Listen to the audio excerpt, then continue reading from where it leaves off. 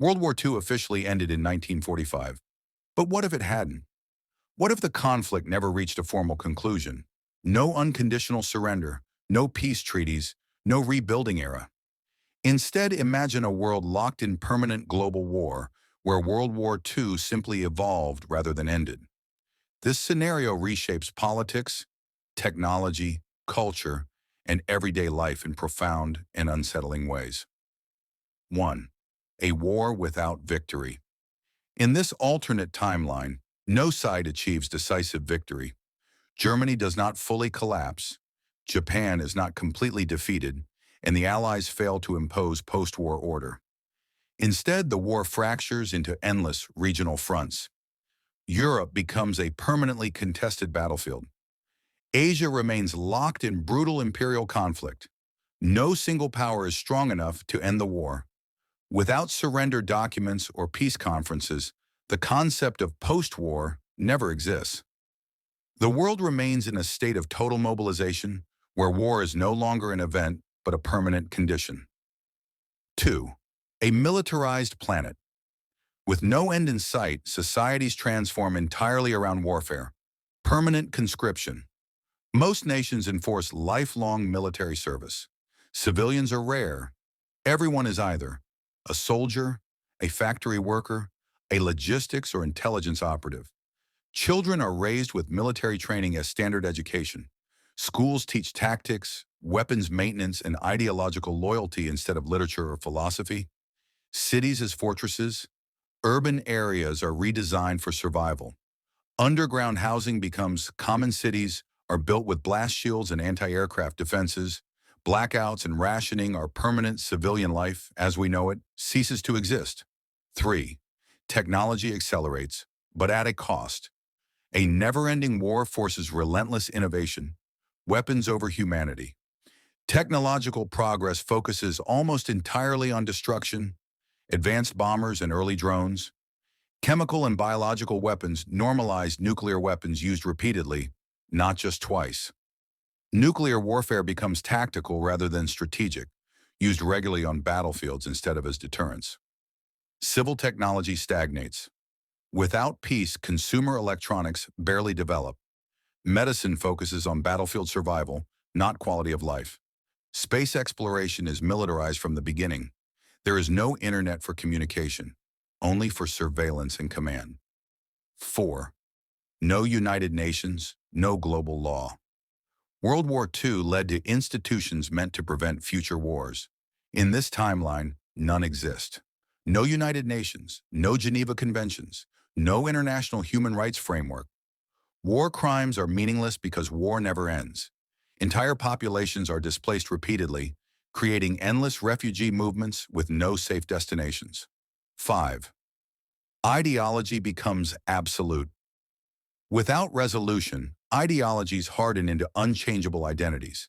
Fascism, communism, and militarized democracy evolve into extreme forms. Propaganda replaces truth entirely. Dissent is treated as treason everywhere. Neutrality becomes impossible. Every nation must align with a faction or be destroyed. 6. The Holocaust and mass atrocities continue. One of the darkest consequences is that genocide does not stop. Nazi extermination policies continue or evolve. Other nations adopt similar tactics against enemy populations. Mass death becomes normalized. Without liberation, there is no reckoning, no trials, no global acknowledgement of atrocities. 7. A world without a Cold War. Because the war is still hot in our reality, the Cold War replaced World War II. In this scenario, there is no Cold War, there is only permanent hot war. Proxy wars are unnecessary because the entire planet is already a battlefield. Borders constantly shift, alliances fracture and reform, and peace is viewed as a dangerous illusion. 8. Cultural and psychological collapse. Art, music, and philosophy still exist, but they are shaped entirely by war. Art glorifies sacrifice and martyrdom. Literature becomes propaganda or survival manuals. Trauma defines entire generations. With no memory of peace, people no longer believe it is possible. War becomes humanity's natural state. 9. Environmental devastation. Decades of nonstop war devastate the planet. Forests destroyed for fuel and visibility, oceans polluted with wreckage and radiation, entire regions rendered uninhabitable. Climate change accelerates due to unchecked industrial warfare, but no one has the luxury to address it. 10. Humanity's long-term fate. If World War II never ended, humanity would face three possible outcomes: total collapse, resources run out, ecosystems fail, civilization falls, authoritarian global empire, one power finally wins and rules through fear, permanent war civilization. Humanity survives, but only as a species designed for conflict. In none of these futures does humanity truly thrive. Conclusion: why the end of World War II matters. The true horror of imagining a never-ending World War II is not just the destruction, it's the loss of hope. The real end of World War II allowed reconstruction, international cooperation, human rights movements, scientific and cultural rebirth. A world where the war never ended is a world where peace itself becomes a forgotten idea. World War II was catastrophic, but its ending made the modern world possible. 11. Generations born into war. By the 1960s to 1980s of this alternate timeline, no living adult remembers a world without World War II. Grandparents fought in the early phase. Parents were raised in bomb shelters. Children are born during air raids. Peace is no longer something people miss. It is something they cannot imagine. Childhood without innocence. Children grow up, practicing gas mask drills before learning to read, identifying aircraft silhouettes instead of animals, playing war games with real ammunition. The idea of a civilian disappears. Every human life is a strategic asset. 12. Economies that exist only to kill money still exist, but it has a different meaning. Total war economies. Every economy is centered on weapons production, resource extraction, military logistics. Luxury goods vanish. Fashion becomes uniform-based. Food is standardized for efficiency, not taste. Corporations as war powers, major arms manufacturers, become as powerful as governments. They influence strategy. They prolong conflict for profit. They sabotage peace efforts. War is no longer just political. It is industrialized necessity. 13. Resistance movements never die. Since the war never ends, neither does resistance. Eternal underground warfare. Resistance fighters operate for generations. Children inherit their parents' missions. Entire cities secretly oppose occupying forces, but resistance loses its romance. It becomes routine, brutal, and morally blurred. When everyone is guilty in a permanent war, civilians collaborate to survive. Resistance commits atrocities, no side is clean. The line between freedom fighter and terrorist vanishes. 14. Science without ethics.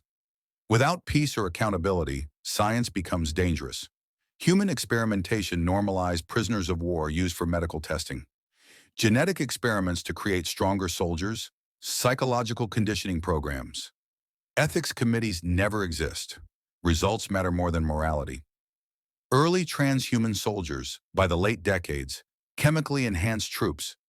Early cybernetic prosthetics. Brain conditioning to suppress fear.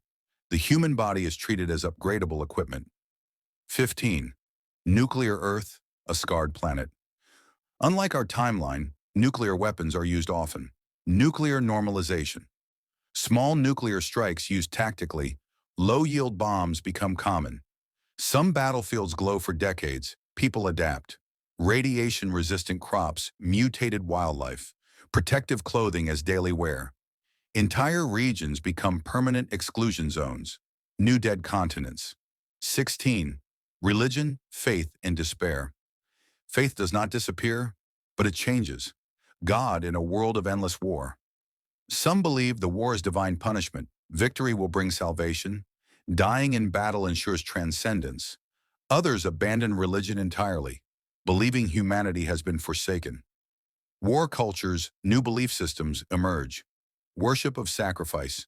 Martyrdom-based religions, ideologies that glorify extinction, hope becomes dangerous. Faith becomes weaponized. 17. Art as propaganda or protest. Art still exists, but it is never neutral. State-controlled art governments fund war films, heroic murals, music designed to inspire obedience. Art becomes a tool, not an expression. Forbidden art. Underground artists create anti-war poetry, paintings of suffering, stories about imagined peace. Possessing such art is treason. 18. The myth of peace. Over time, peace becomes a legend. Older soldiers whisper about it. Underground texts describe it. Children think it's fictional. Some believe peace is a trick invented by enemies to weaken morale. Peace becomes dangerous knowledge. 19. Attempts to end the war and why they fail. Throughout decades, attempts are made to end the conflict. Why peace talks collapse. No trust remains. Generations profit from war. Leaders fear losing power. No neutral ground exists. Ending the war would collapse economies, governments, and identities. The war continues because stopping it would destroy the world as it now functions. 20. The final question, can humanity survive itself? By the late 21st century of this timeline, humanity stands at a crossroads, 3 possible futures. Extinction. War finally kills the planet. Forced unity. A single power conquers all endless war species. Humans evolve into a civilization built only for conflict. None resemble the hopeful future once imagined. Closing thought. A world where World War II never ended is not just darker, it is smaller. No dreams beyond survival. No progress beyond efficiency. No future beyond the next battle. The greatest victory of World War II was not military, it was that it ended at all. 1945 to 1950. The war refuses to die. In this timeline, 1945 does not bring surrender. Germany fractures instead of collapsing. Japan loses territory but continues fighting. Atomic bombs are used, but without decisive shock, the world expects peace, but none comes. Key changes: no Nuremberg trials, no occupation reforms, no Marshall Plan. Instead, exhausted nations regroup, rearm, and radicalize. 1950 to 1960, the second phase begins. Rather than a Cold War, the conflict mutates. Europe becomes a patchwork of fortified zones. Asia turns into a continuous battlefield. Colonial wars merge into the global conflict. Nuclear weapons spread. More nations develop nuclear arms, not as deterrents, but tools. Tactical nukes become battlefield options. Cities are abandoned preemptively. Radiation sickness becomes common fear, becomes permanent background noise. 1960 to 1975. War becomes normal. By now, war is routine. Governments are openly authoritarian. Propaganda replaces journalism. Military service becomes lifelong society. Transforms marriage requires state approval. Children are evaluated for combat potential. Art and education exist only to support morale. Peace movements exist, but are brutally crushed. 1975 to 1990. The nuclear plateau. Humanity learns how to survive constant destruction. Adaptation, not recovery. Underground megacities expand. Crops are engineered to grow in irradiated soil. Medical science focuses on amputations and trauma. Nuclear weapons no longer shock. They are expected. 1990 to 2005. The end of truth. Technology advances, but only for control. Information warfare. All media is state-controlled. History is rewritten every decade. Maps are constantly redrawn. No one knows who started the war anymore, only that it must continue. 2005 to 2025. The post-human soldier. The definition of human begins to change. Military evolution, drug-enhanced infantry, neural conditioning to remove fear, prosthetics superior to natural limbs. Soldiers are no longer citizens. They are assets. 2025 to 2050. The fractured Earth, the planet itself, begins to fail. Environmental collapse: oceans, poisoned by wreckage, skies permanently gray. Several regions declared biologically dead. Wars are now fought over clean water, arable land, remaining forests. Nature becomes the final battlefield. 2050 to 2075, children of war. Entire generations are born who have never seen a blue sky. Cultural shift: language becomes militarized. Emotions are considered weaknesses. Peace is classified as subversive thought. The idea of stopping the war feels unrealistic, even absurd. 2075 to 2090, the last attempts at peace. A secret coalition tries to end it all.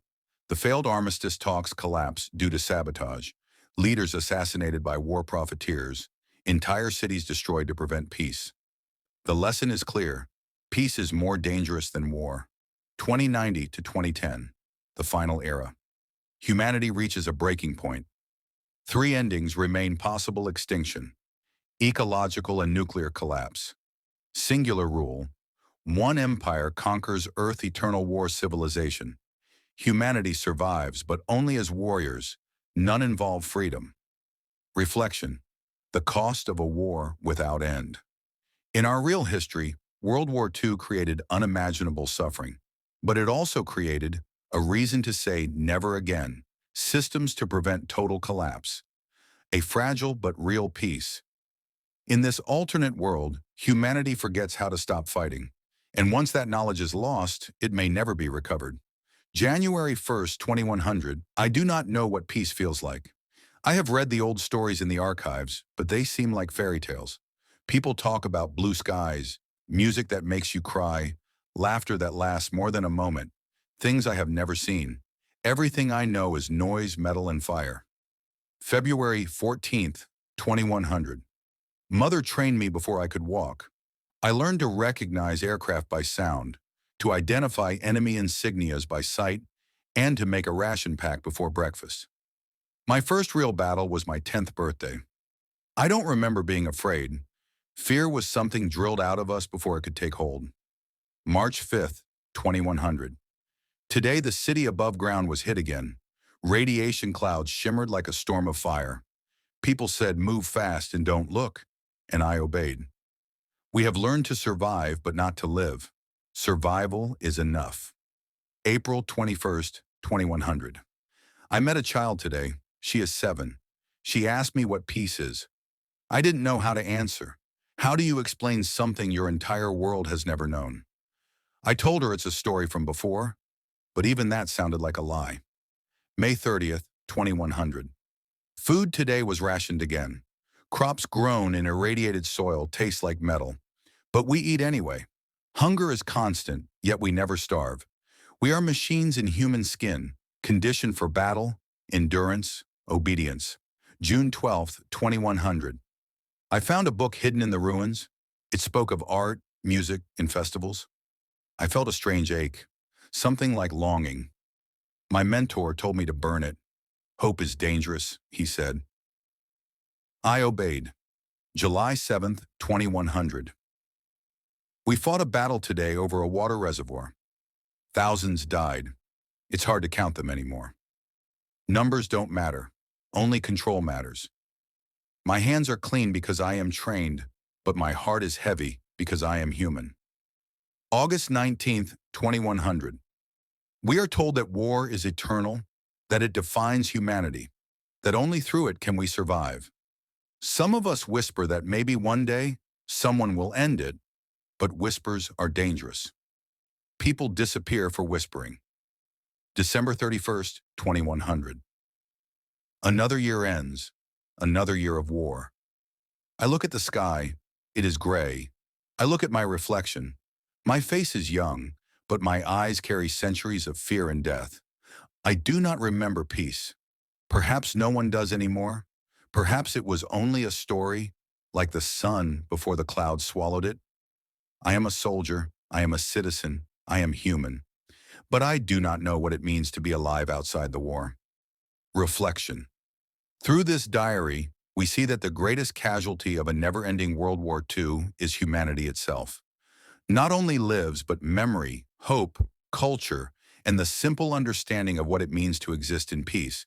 In this world, generations are born with war as their only context. Survival replaces joy, truth becomes a relic, peace becomes myth. Even if war never truly destroys the planet physically, it destroys the soul of humanity. The state of the world. By 2125, humanity has adapted to a war-normalized existence, but the planet is on the brink of collapse. Continents scarred by decades of conventional and nuclear battles, megacities underground, linked by tunnels and fortified bunkers, surface zones largely uninhabitable due to radiation, chemical contamination, and permanent debris, oceans polluted, fisheries extinct, and climate patterns erratic. Society has become a single-function organism: war production, war consumption, war survival. Governance Earth is divided into hundreds of warring states and corporate empires, each controlling life or death resources like water, arable land, and energy.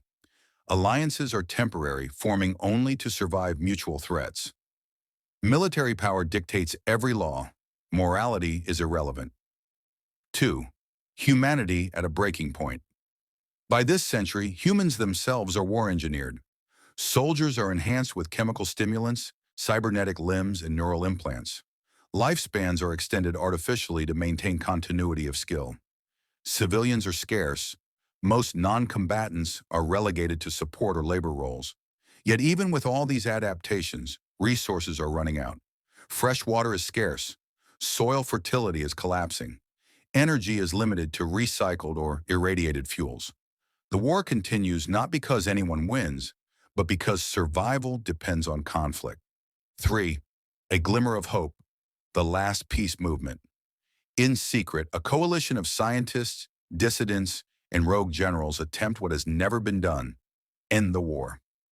Their plan used long-range drone technology to neutralize military strongholds without mass human casualties. Attempt to sabotage nuclear arsenals simultaneously to prevent retaliatory strikes. Communicate a global ceasefire signal through a hacked broadcast network. For the first time, humanity begins to imagine peace as achievable, not just as myth. 4. The final battles. Of course, the attempt triggers chaos. Many factions refuse to disarm.